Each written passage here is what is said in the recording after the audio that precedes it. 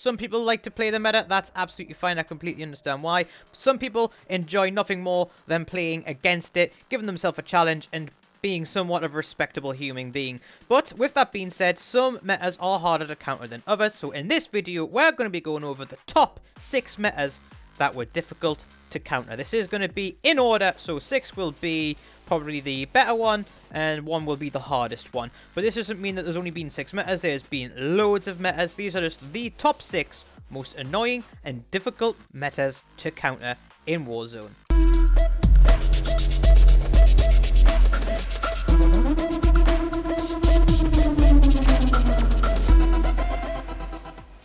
If you do end up enjoying the video, please make sure you hit that like button below and consider subscribing if you're new here. That would be massive for us. We've recently passed 270 subscribers, so thank you so much for that. But with that being said, let's start off with number 6.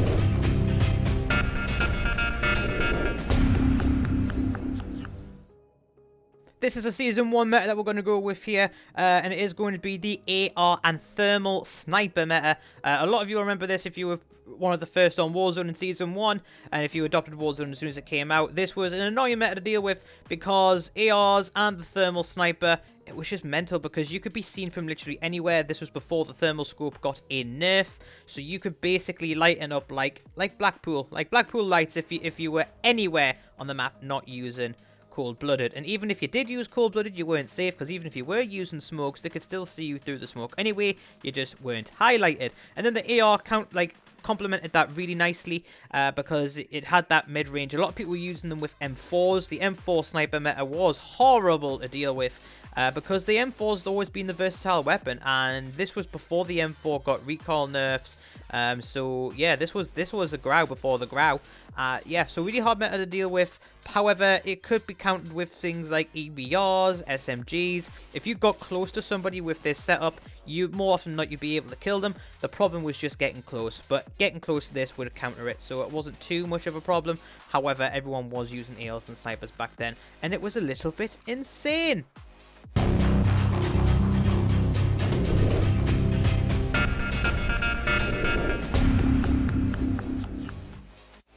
Number 5 on the list is the Sniper Grau. I don't mean a sniper and a Grau, though some people did run it that way. I mean the Grau that could have been used at sniper ranges before this got its visual recoil nerf. Didn't get actual recoil nerf, no matter what the developers say.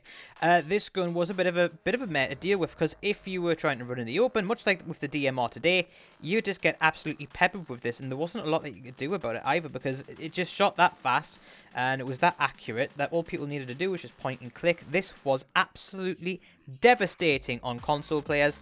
I'm a PC player, which is why I didn't like this one particularly that much. Yeah, so this issue with this weapon is that obviously it had the normal mid-range and medium close potential that most ARs do. However, it was basically a sniper rifle as well. It's a little bit ridiculous. Though it didn't do the most damage, if you could get your shots off on it, you could kill it quicker than what they could kill you. But odds are, if it was outside of medium range, they were going to kill you because they would not be missing shots. Whereas even if you were to miss one shot of your M4 or whatever you were using at the time, then it would more or less be game over unless you were able to pick another advantage. But yes, this was commonly used with the MP5. That complemented its shortfalls really nicely, although with this weapon you can still hip fire really nicely. Now, of course, this did get a nerf. People basically complained, and eventually it did get its nerf. However, I don't think it was that much of a nerf. I've actually recently started picking it up, literally just in the last stream gone. So I really enjoyed it because it wasn't meta. Now it's something different. If you use the Grau, it's something different now. It's not just a meta powerhouse, and I think it's in a good spot now. But at the time, everyone was running the Sniper Grau. Too much damage, too much range, too much everything, and it was just difficult to deal with. Though you could counter it with other weaponry. So for example, the EBR, funnily enough, countered this really well. A 2-tap headshot with a Grau player, they were gone. And if you did hit them with it while they were shooting you, the EBR's flinch that it inflicts on other people would make you a lot harder to hit. But people didn't believe me, and they basically moaned about it until it got nerfed. However, I had a really fun time in this meta, countering it with an EBR. The next on the list.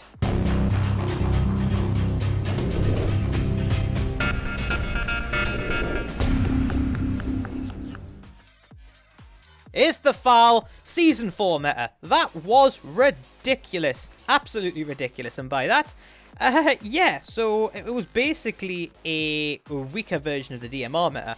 So, I say weaker, not that much weaker. So, the FAL, similar to the Grau, could drop people from most ranges at this point. Basically, what happened is for Season 4, they gave the FAL a massive buff. This wasn't something that people just so happened to come across. So, when the FAL got a buff, it was doing mental headshot damage, it had mental fire rate, and it had really, really high base damage. So even if you hit the arms, you were still doing like 60 damage. It was mental. So the way there was ways to deal with this, but it was difficult to deal with. Now, this one was one that favored more into more into PC players. Just with basically with that extra accuracy and that extra finesse, you could easily, if you could land those headshots, you were absolutely laughing. It was really difficult to deal with. So the thing is with this FAL though, is that you could use it up close. You could go for a short range build, much how I counted the DMR today. You could go for a very short range build and you would have amazing hip fire, you would have amazing medium range damage, and to be fair, your long range damage was still really good as well if you could hit the shots with the additional recoil the short range build gave you. Most people built it like a traditional AR, however, just with a laser, so they still had really decent hip fire accuracy and they could basically ping you from across the map. It was really, really hard to deal with. However, it did have weaknesses. So for example, it wasn't a weapon that you could necessarily spray at medium or long range. It was countered heavily by snipers, so if you could pick one off at range, you could absolutely deal with them that way. And up until the Fennec came out, there wasn't really a weapon that could do it up close. You could do a shotgun. Shotguns could outdamage it up close. So Origins model. I used to use the model a lot in that meta actually because it had the fire breath at this stage. So I actually enjoyed getting up close with a shotgun and basically knocking it off the face of the map, and likewise you can use a long range weapon. Funnily enough, the Grau was actually okay against this meta, but it wasn't the best. But with all that being said, the FAL Season 4 meta comes in at number 4 because it was that difficult to deal with.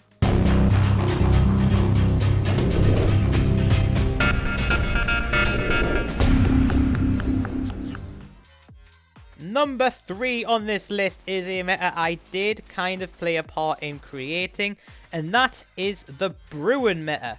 So you can go back to the channel. Back when the Grau was the meta, back when everyone was using the Grau, I made a couple of videos saying, why are you using the Grau? The Bruen is the better weapon. It's got a bigger mag, it's got really good mobility, it's actually better in terms of recoil, and it carries damage against a lot much further range, and you can shoot people through walls with the bloody thing.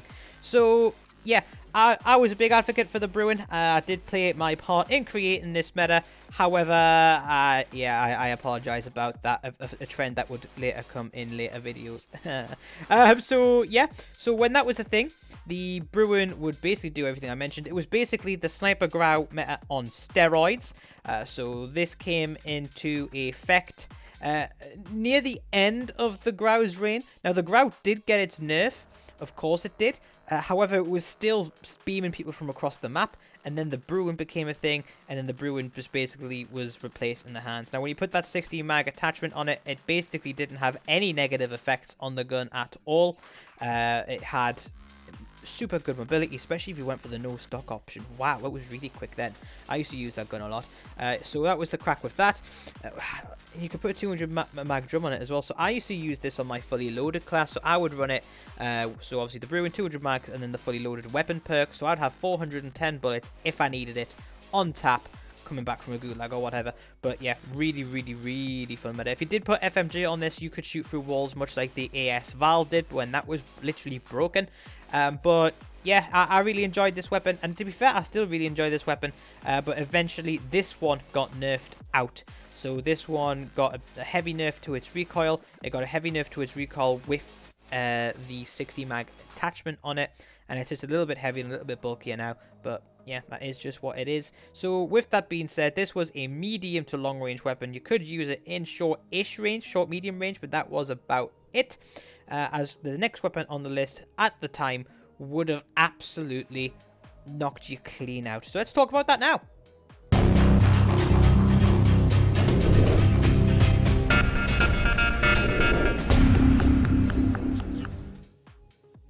The shotgun meta. Yeah, here it is. We're going to be talking about this now.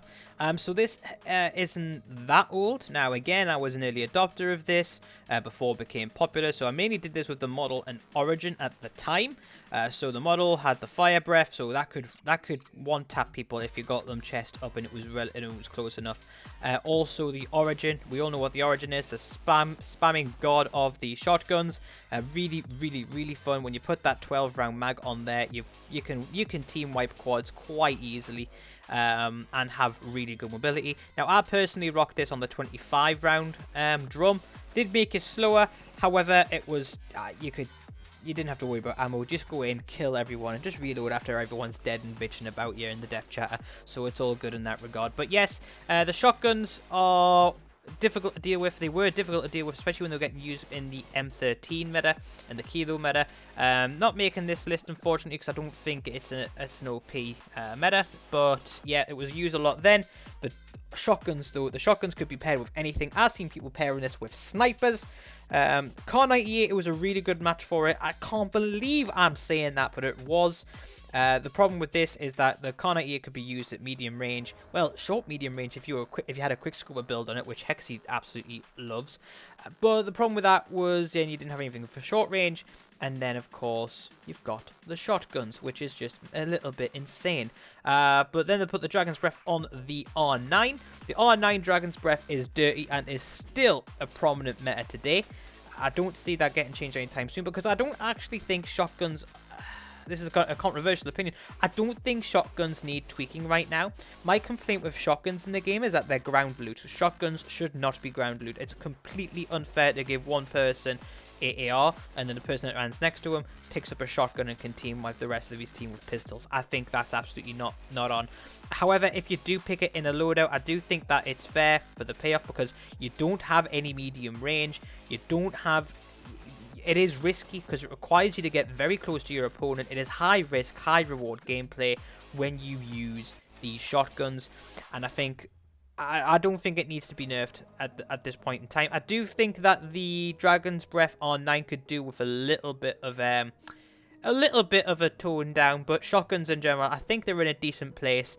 I don't think there's too much wrong with them. It just shouldn't be ground loot in my opinion. However, it doesn't mean it's not an absolute meh to deal with. So the problem with this is that a lot of people would be running the AR SMG loadout. Which was it was a good meta. Like I say, I don't think it was overpowered because you could use things to make it overpowered, such as the shotguns. So the shotgun would absolutely pay all over any MP5 if you made the situation fit you. A lot of people with MP5s, this is what I particularly used to do, and I think you might find other people did the same thing as well, is if you know that people had an MP5, you would bait them in. You'd shoot at them with your AR, wait for them to charge you down with their SMG, being all gun-ho like they are. You whip out your shotgun with your amped perk, and then they're dead. I used to play that all the time, baiting it in. Have they downed one of your teammates with an AR? Cool. You know that they're pushing you with that submachine gun. Just bait your teammate, bang, they're off the map, screaming like the bitches they are.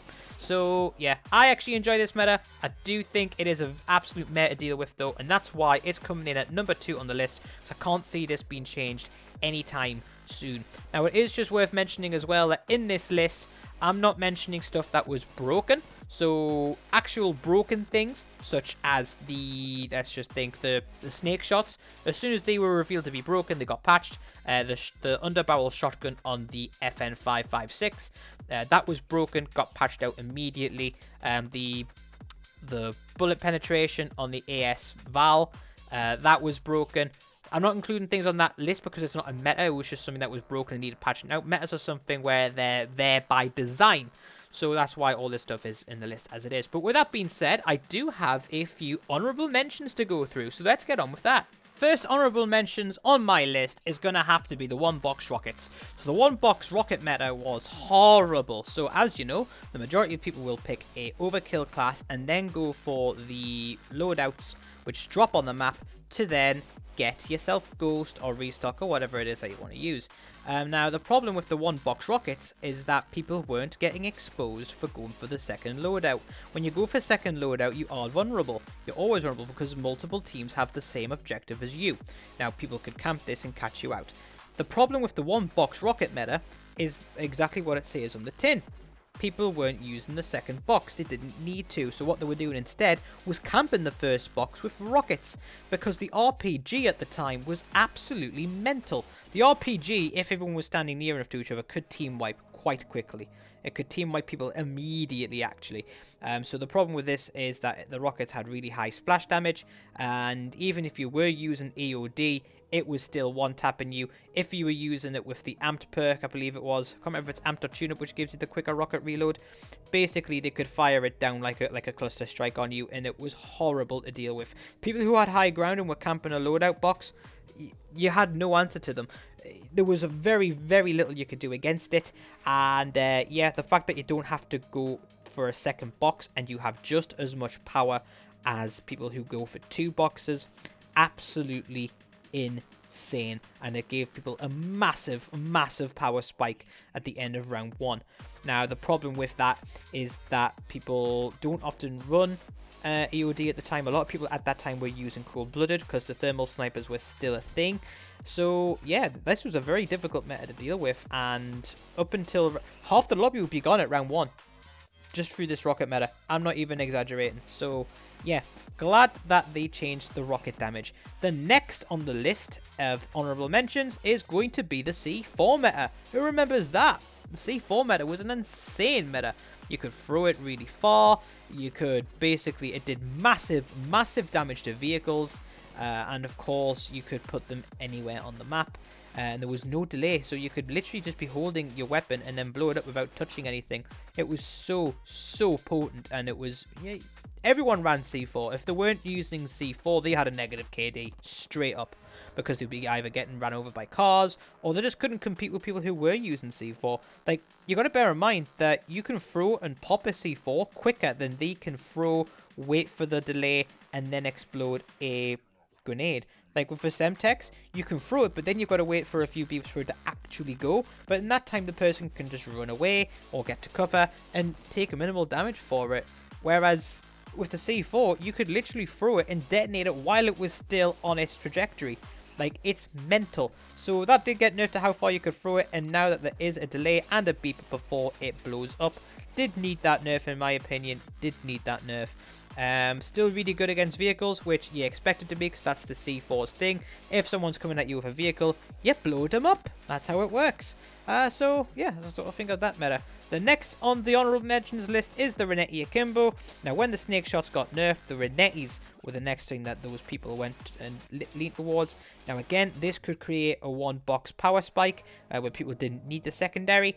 This was a bit problematic for obvious reasons. However, people did eventually settle into it. Now, with that being said, there were counters for this, so the shotgun could counter this. But it was, and of course, you could name down sights. So outside of close range, outside of shotgun range, I would say these things were pretty useless, because they could get dumped by an MP5 if the situation allowed for it. But at the time, they were still really, really strong. They got nerfed out as well. The next thing, and the last thing in the honorable mentions list, is going to be the Kilo MP5. Not much to say about this one, really. Kilo was really, really good at medium to long range. MP5 had the short range backup. Really good for people who like to attack. This was mainly a Season 5 meta. Yeah, leading into Season 6. And it kind of became the meta when there wasn't a meta, if that makes sense. So, yeah, that's just my opinion on that.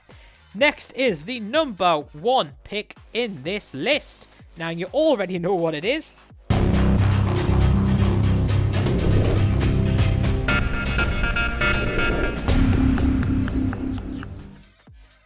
So there's no need to build any suspense building into it. It is the DMR Mac 10 Diamati.